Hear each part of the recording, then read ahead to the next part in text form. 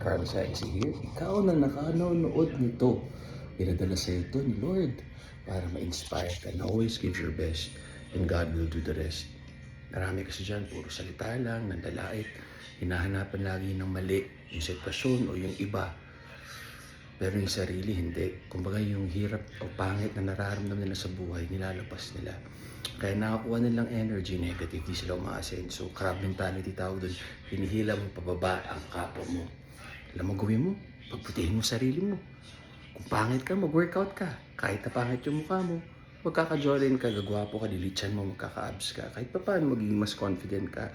Kahit pa paano, na-release mo yung negative energy, angst mo, nagka-muscle ka, babata ka, magiging strong, muscular ka, flexible, very manly, testosterone, dominant, and nasisipagin ka sa trabaho mo. Kasi once na may disiplina tayo na paganday na health natin, prioritize ang health natin, tapos magiging priority mo yung trabaho mo, edi sa future relationship mo, girlfriend, boyfriend, asawa, magiging priority mo sila, magiging responsableng tao ka.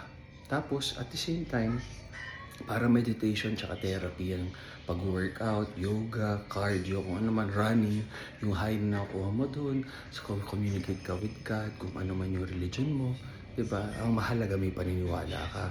At yung paniniwala mo, nakakatulong para maging mabuting tao ka.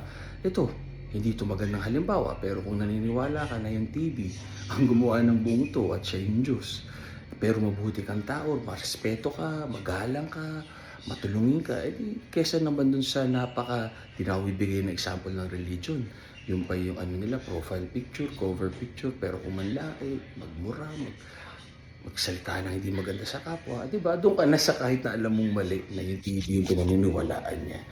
Diba? So, yung pangit na halimbawa yun. Pero yun nga yun. So, just be a good person. Always give your best and God will do the rest. Sa katawan, huwag niyong madali enjoy niyo yung process. Ganun lang yun. Lahat tayo papangit, lahat tayo hindi fresh, lahat tayo tatanda. Ganun na fruits, ganun na vegetables, ganun na hayop. Tanggapin natin yun. Don't compare yourself to others. Yun yung number one mistake. Kanya-kanya tayong journey sa buhay.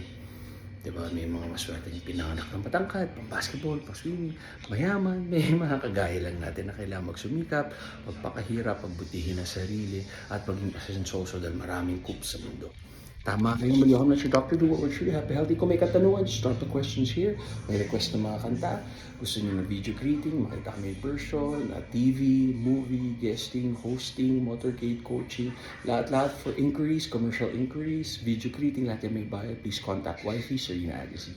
God bless, guys. Always be a good person. Mga tatanong kung saan ako bumibili ng gamot, Supplement Kingdom. Hanapin nyo na lang NutraPure yung brand, tsaka Python Nutrition. L-carnitine, creatine, HMB, creatine gummies, protein, collagen, lahat-lahat. Hehehe. God bless.